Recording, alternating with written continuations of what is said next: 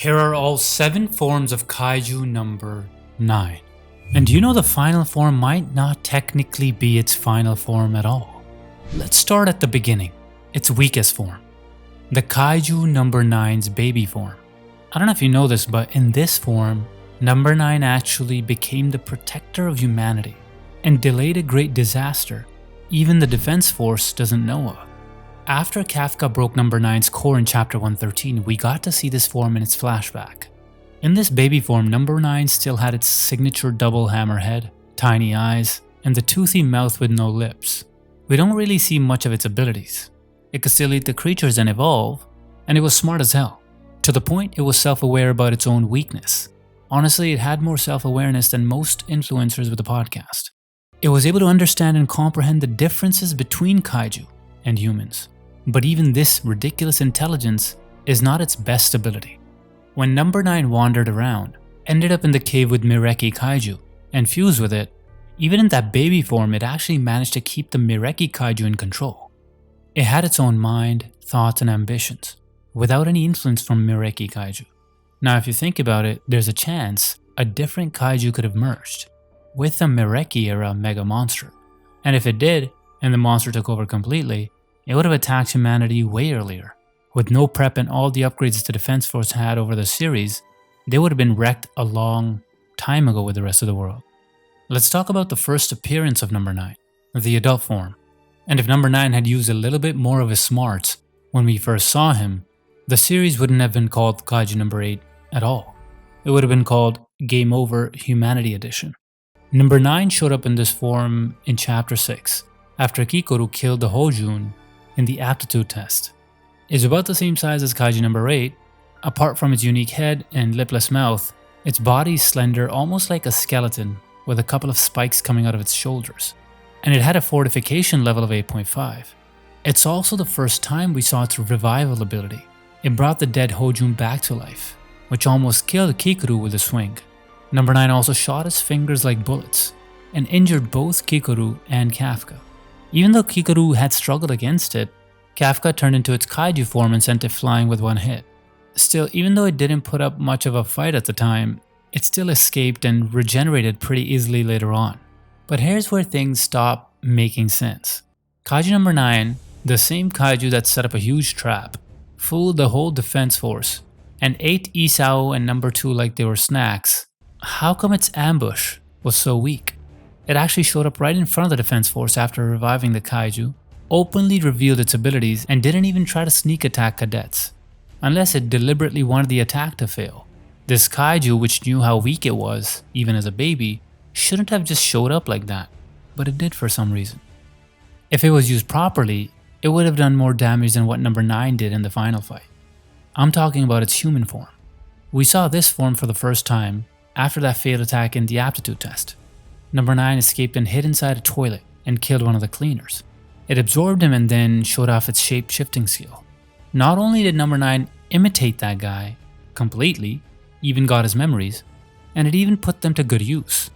Number 9 smoothly joined the monster sweeper team and attacked Iharu and Reno. After Kafka intervened and ripped its head off with a single punch, number 9 escaped and caught another random guy, Kanji Nagamine, who turned into him to be safe. We also see number 9 turn into Isao Shinomiya after it stole and absorbed number 2's weapon in Isao. Here's the catch. This form doesn't boost its combat stats, it just gives it a face and access.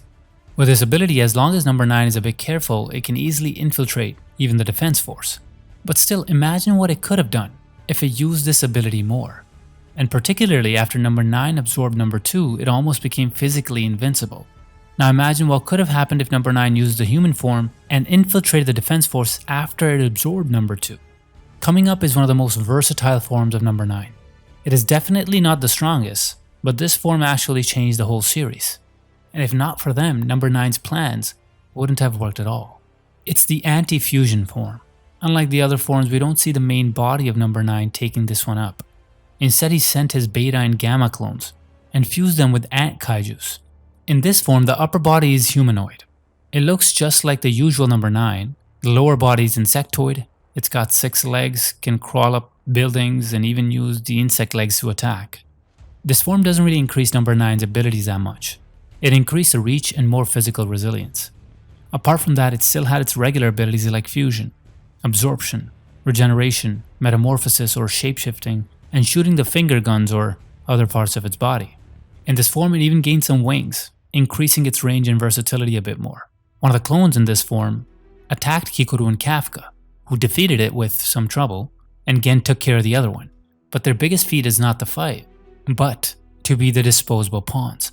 While these two clones were fighting the first division, the rest of the members were glazing Kikoru and Gen. Number 9 took that chance and ambushed Isao. That's when we saw the next form in action for the first time. The molted form. The only form the Kaiju number 9 had a recorded victory. After the first two attacks, number 9's power kept on increasing and soon it molted its skin away like a snake. And it ended up becoming a much bigger, taller, muscular humanoid.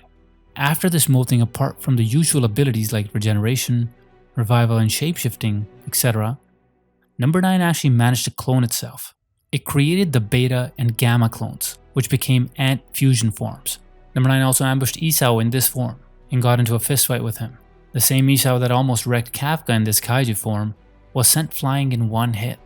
Even when Isao had number 2 gauntlets on and almost destroyed its body, number 9 just regenerated and broke Isao down in a couple of hits. I mean, brute force is the only specialty number 2 really had, apart from the sonic blasts, but Isao still lost. Just that tells us how strong number 9 really was in this form. It's not confirmed, but there is a chance the intelligence of number 9 also increased a bit. After all, the first two ambushes of number 9 are nowhere near smart enough when compared to the master plan to take away number 2. Anyway, after absorbing number 2 and Isao along with it, number 9 unlocked the next form. Let's call it the number 2 fusion form. The only form that was more dangerous dead than when it was alive. Immediately after fusing with number 2 and Isao, number 9 became more muscular, taller, and physically more powerful. It even grew a tail, some extra eyes. It also lost that extra hammerhead it had. It looked more menacing than ever. Even though its form was unstable at that moment, both Kafka and Gen together weren't able to stop number 9 from escaping, mostly because number 9 unlocked number 2's powers. In this fusion form, it can shoot high energy electric blasts and even create an energy shield around itself. It also had the ability to manipulate minds, like how it captured Mina and tried to take over her by messing with her memories. After stabilizing his fusion, he took number 8 in a head-on fight. At that time, number 8 was stronger than Isao with number 2, but still number 9 overpowered him in pure strength.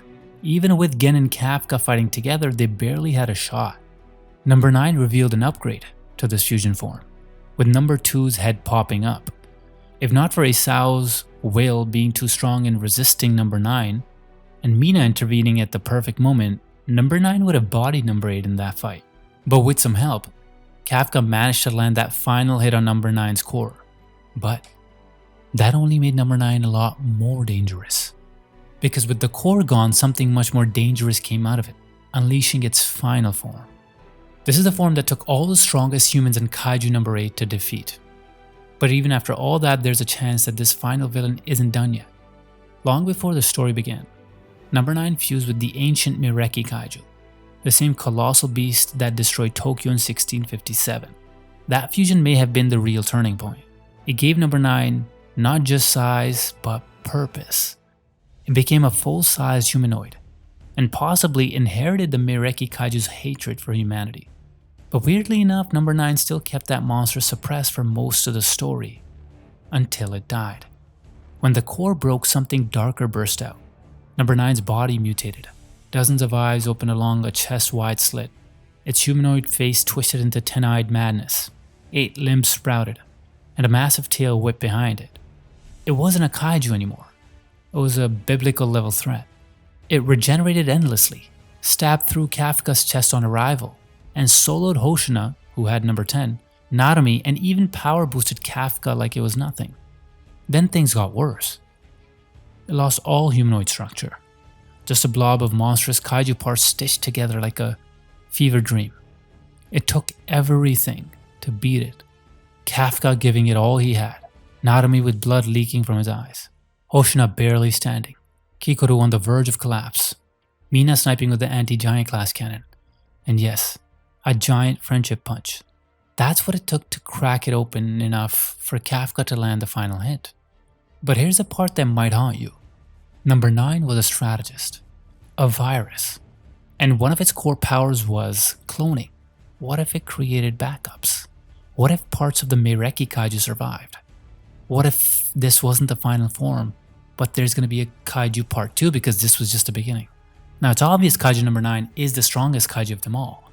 But how does number 9 compare to the rest of the kaiju in the series?